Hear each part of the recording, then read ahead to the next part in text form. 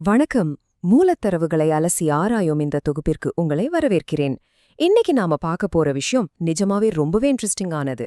தொடர்ந்து நம்மள வாட்டி வதைக்கிற இந்த கடன் பிரச்சனை, இதுக்கு பின்னால கண்ணுக்கு தெரியாத ஒரு ஆவிக்குரிய காரணம், அதாவது ஒரு ஸ்பிரிச்சுவல் ரூட் இருக்கலான்னு ஒரு ஆழமான இறையியல் கண்ணோட்டப்பே இந்த சோர்ஸ் மெட்டீரியல் நமக்கு விளக்குது. அது என்னன்னு கொஞ்சம் டீப்பாவே பார்க்கலாம் வாங்க. உங்க வாழ்க்கையில கூட இந்த மாதிரி எப்பவாவது நடந்திருக்கா? கொஞ்சம் யோசிச்சு பாருங்க. கஷ்டப்பட்டு உழைப்போம், கடனை கொஞ்சம் கொஞ்சமா அடைச்சு அப்படா ஒரு நல்ல நிலைமைக்கு வந்துட்டோன்னு நிம்மதி பெருமூச்சு விடுவோம். ஆனா திடீர்னு பார்த்தா மறுபடியும் ஒரு பெரிய பொருளாதார சிக்கல்ல மாட்டிப்போம். பலருடைய வாழ்க்கையில ஒரு தீராத விரக்தியை ஏற்படுத்துற இந்த சைக்கிளுக்கு, இந்த சுழற்சிக்கு நிஜமான காரணம் தான் என்ன? இங்க தான் நம்ம சோர்ஸ் மெட்டீரியல் ஒரு ரொம்பவே ஆழமான கருத்தை முன்வைக்குது.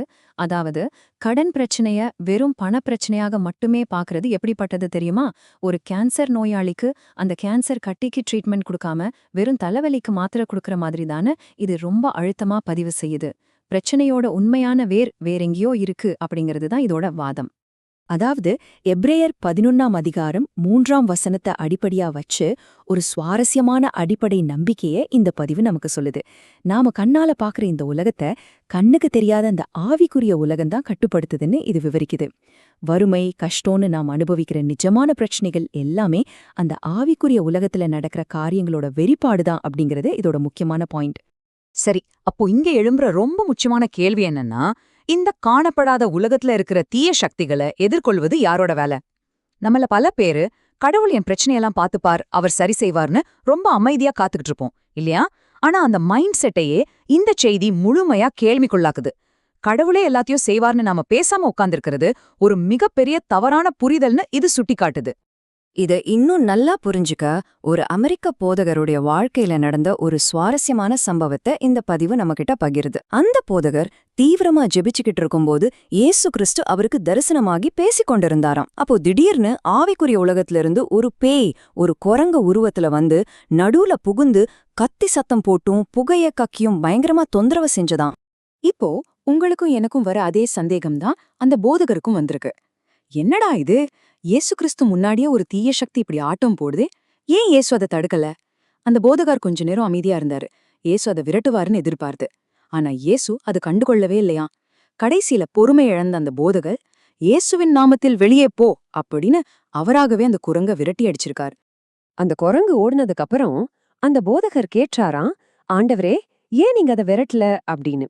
அதுக்கு இயேசு சொன்ன பதில் தான் இங்க ரொம்ப ரொம்ப முக்கியம். அந்த அதிகாரத்தை நான் உன்கிட்ட தான் கொடுத்திருக்கேன். இது எதை இவ்ளோ அழகா விளக்குதுன்னா, ஆன்மீக போராட்டங்களை எதிர்கொள்ளவும் நம்ம வாழ்க்கை பிரச்சனைகளை கையாளவும் தேவையான அந்த அதிகாரத்தை கடவுள் மனிதர்கள் கிட்டயே ஒப்படைச்சிருக்கார் அப்படிங்கிற கருத்தை இது ஆழமா பதிய வைக்குது. இதை இன்னும் கொஞ்சம் தெளிவா புரிஞ்சுக்க பழைய ஏற்பாட்டிலிருந்து ஒரு வரலாற்று உதாரணத்தையும் இந்த பதிவு கொடுக்குது. இஸ்ரவேலர்களை கடவுள் அடிமைத்தனத்திலிருந்து மீட்டு கானான் தேசத்தோட எல்லை வரைக்கும் கொண்டு வந்தார். அது வரைக்கும் ஓகே. ஆனா அந்த நாட்டை அவங்க சண்டையிட்டு தான் கைப்பற்ற வேண்டியிருந்தது. அதாவது, கடவுள் வாக்குறுதியை கொடுத்துடுவார், ஆனா அதை சுதந்திரிச்சுக்க மனிதர்கள் தான் இறங்கி செயல்படணும், சண்டையிடணும் அப்படிங்கறத இது ரொம்ப தெளிவா சொல்லுது. ஓகே, இப்ப நாம இந்த பகுப்பாய்வோட ரொம்ப முக்கியமான ஒரு கட்டத்துக்கு வந்திருக்கோம். ஆன்மீக உலகத்துல நாம சண்டையிடணும்னு சொல்லியாச்சு.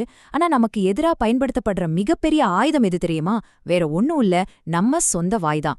நாம என்ன விதைக்கிறோமோ அதையே அறுவடை செய்வோம் அப்படிங்கிற அடிப்படையில நாம யதார்த்தமா ரொம்ப சாதாரணமா பேசுற நெகட்டிவ் வார்த்தைகள் எப்படி நம்மளையே தாக்குது அப்படிங்கறத இது ரொம்ப விளக்கமா சொல்லுது. கொலோசியர் 2ஆம் அதிகாரம் 14ஆம் வசனத்தை மேற்கோள் காட்டி இங்கே ஒரு வார்த்தைய பயன்படுத்துறாங்க. அதுதான் கடன் பத்திரம் அல்லது ப்ராமிசரி நோட். இது என்னன்னா, நாம அன்றாடம் பேசுற புலம்பல்களும் எதிர்மறையான வார்த்தைகளும் தான். இது ஆவிக்குரிய உலகத்துல ஒரு பத்திரம் மாதிரி செயல்படுதான். இந்த பத்திரத்தை, இந்த டாக்குமெண்ட்டை வச்சுக்கிட்டு தான் தீய சக்திகள் நம்மளோட பொருளாதாரத்துல விளையாட சட்டப்பூர்வமான ஒரு அனுமதிய, ஒரு லீகல் ரைட்ஸை வாங்குதுன்னு இந்த சோர்ஸ் மெட்டீரியல் வாதாடுது. இதை இன்னும் பிராக்டிக்கலா விளக்க ஒரு நிஜ சம்பவத்தையே அந்த பேச்சாளர் சொல்றாரு. இலங்கையைச் சேர்ந்த ஒருத்தருக்கு 4 மாசமா கம்பெனிலேருந்து சம்பளமே வரவே இல்லையாம். இதனால பயங்கர விரக்தி அடைஞ்ச அவரு தன்னோட கம்பெனிய பத்தியும் அந்த சூழ்நிலைய பத்தியும் தொடர்ந்து ரொம்ப நெகட்டிவா பேசி புலம்பிக்கிட்டே இருந்திருக்காரு. ஆனா அவருக்காக ஜெபித்த போது ஆன்மீக உலகத்துல அந்த நபருடைய கைகள் சங்கிலியால் கட்டப்பட்டிருக்கிற மாதிரி ஒரு தரிசனம் கிடைச்சதாம். இதோட விளைவு என்ன தெரியுமா? அவர் அந்த கம்பெனிய பத்தி பேசின அந்த நெகட்டிவான வார்த்தைகள் அவருக்கு வரவேண்டிய அந்த ஆசிர்வாதத்தை அப்படியே தடுத்து நிறுத்திடுச்சாம். நம்ம வேலை செய்யற இடத்தையோ இல்ல நம்ம சூழலையோ சபித்து பேசும்போது அது கடவுள் நமக்கு கொடுக்க நினைக்கிற பொருளாதார ஆசிர்வாதங்களை, ஃபினான்ஷியல் பிளெஸிங்ஸ முடக்கி போட்டுடுது அப்படிங்கிற ஒரு அதிர்ச்சியான ஆன்மீக விளைவை இது சுட்டிக்காட்டுது. இந்த பேச்சாளர் தன்னுடைய சொந்த வாழ்க்கையில நடந்த ஒரு தவற கூட ரொம்ப வெளிப்படையா இங்க சொல்றாரு. ஒருமுறை அவர் தன் வேலை போயிடும் அப்படிங்கிற மாதிரி ஒரு நெகட்டிவ் வார்த்தைய ரொம்ப சாதாரணமா கேஷுவலா சொல்லியிருக்கார். அப்போ அவருடைய பொண்ணு ஒரு தரிசனத்தை பார்த்திருக்காங்க. பேச்சாளரோட வாயிலிருந்து வந்த அந்த நெகட்டிவ் வார்த்தை ஒரு பொருள் மாதிரி தரையில கீழே விழுகிற மாதிரி அந்த காட்சி இருந்ததாம். அப்படி கீழே விழுந்த அந்த பொருளை திடீர்னு ஒரு இருண்ட கை வந்து பொறுக்கிக்கிட்டதாம். இதுக்கு என்ன அர்த்தம்னா, கடவுளோட திட்டத்துக்கு முரணா நாம பேசுற எதிர்மறை வார்த்தைகளை கடவுள் செயல்படுத்துறதில்ல, அதனால அவை தரையில விழுது. ஆனா அதை இருளின் சக்திகள் பொறுக்கிக்கிட்டு நம்ம வாழ்க்கையை அழிக்க, குறிப்பா நம்ம கேரியரையோ குடும்பத்தையோ அழிக்க அது ஒரு அதிகார பத்திரமா பயன்படுத்திக்கிறாங்க அப்படின்னு இது தகவல் விவரிக்குது. அன்றாடம் நாம சர்வ சாதாரணமா பயன்படுத்துற வார்த்தைகள் ஆன்மீக ரீதியில எப்படிப்பட்ட தடைகளை உருவாக்குதுன்னு கொஞ்சம் கவனிச்சு பாருங்க. என் வாழ்க்கை முடிஞ்சிடுச்சுன்னு சொன்னா அது எதிரிக்கிட்ட அதிகாரத்தை கொடுக்குது. இந்த வேலை ரொம்ப மோசம்னு சொன்னா அது நமக்கு கிடைக்க வேண்டிய பொருளாதாரத்தை தடுக்குது. நம்முடைய ஒவ்வொரு வார்த்தையும் ஒரு விதைய போல செயல்பட்டு நம்மளோட நிம்மதியை தீர்மானிக்குதுன்னு இந்த மெத்தடாலஜி ரொம்ப தெளிவா விளக்குது. இப்போ இந்த ஆய்வு ஒரு ரொம்ப தைரியமான இறையியல் வாதத்தை முன்வைக்குது. அது என்னன்னா, பிரச்சனை வந்த உடனே உட்கார்ந்து கண்ணீர் சிந்துவதாலோ இல்ல கடவுள்கிட்ட கெஞ்சுவதாலோ எந்த பயனும் இல்ல அப்படிங்கிறது தான். எப்படி பௌதீக உலகத்துக்கு ஒரு ஈர்ப்பு விசைன்னு ஒரு சட்டம் இருக்கோ, அதே மாதிரி ஆன்மீக உலகத்துக்கும் சில மாற்ற முடியாத சட்டங்கள் இருக்கு. அதனால அழுவதை விட்டுட்டு நமக்கு கொடுக்கப்பட்ட அதிகாரத்தை நாம பயன்படுத்தியே ஆகணும். சரிப்பா, பிரச்சனை என்னன்னு தெரிஞ்சிடுச்சு. இதுல இருந்து எப்படிதான் வெளியே வர்றது, அதுக்கான ஆக்ஷனபிள் ஸ்டெப்ஸையும் இந்த பதிவு ரொம்ப தெளிவா கொடுக்குது. முதல்ல நாம பேசின அந்த நெகட்டிவ் வார்த்தைகளுக்காக மனவருந்தி மன்னிப்பு கேட்கணும். ரெண்டாவது, இயேசுவின் வல்லமையை கொண்டு அந்த வார்த்தைகளோட தாக்கத்தை கேன்சல் செய்யணும். மூணாவது ரொம்ப முக்கியம், கடன் அப்படிங்கிற அந்த பிரச்சனையின் மீது நேரடியாக அதிகாரம் எடுத்து கட்டளையிடணும்.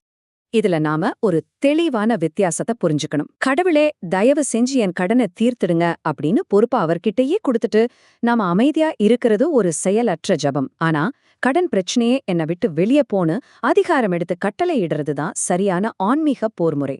ஒரு நோயை எப்படி நேரா பார்த்து வெளியே போன்னு சொல்றோமோ அதே மாதிரிதான் கடன் பிரச்சனையும் எதிர்கொள்ளணும்னு இது சொல்லுது. இந்த மொத்த ஆன்மீக செயல்முறையோட கிளைமேக்ஸ் என்னன்னா, நம்மளோட விசுவாசத்தை முழுமையா பயன்படுத்துறது தான். நமக்கு எதிரா சாத்தான் வச்சிருக்கிற அந்த கடன் பத்திரத்தை, அதாவது நாம பேசின அந்த நெகட்டிவ் வார்த்தைகளை முற்றிலுமா கிடுத்தெறிஞ்சிட்டோம் அப்படிங்கறத நாம மனதார நம்பணும். இப்படி செஞ்சா தலைமுறை தலைமுறையா தொடர்ற அந்த கடன் சுழற்சிய நிச்சயமா உடைக்க முடியும்னு இந்த செய்தி ஆணித்தரமா கூறுது. நாம இந்த அலசலோட இறுதி பகுதிக்கு வந்துட்டோம். ஆன்மீக உலகத்துல பாத்தீங்கன்னா உங்களுடைய வார்த்தைகள் தான் நீங்க பேங்க்ல கொடுக்கற செக்லீஃப் மாதிரி. இந்த தகவல்கள் எல்லாம் இப்போ நாம பார்த்துட்டோம். இப்போ உங்க முன்னாடி ஒரு முக்கியமான கேள்வி நிக்குது. இன்னைக்கு முதல் உங்க சூழ்நிலைகளை குறித்தும் உங்க வாழ்க்கையை குறித்தும் நீங்க பேசப்போகும் வார்த்தைகள் என்னவாக இருக்கும்? அதை தீர்மானிக்க வேண்டிய முழு அதிகாரமும் இப்போ உங்க கைகள்ல தான் இருக்கு. சிந்தித்து பாருங்கள்.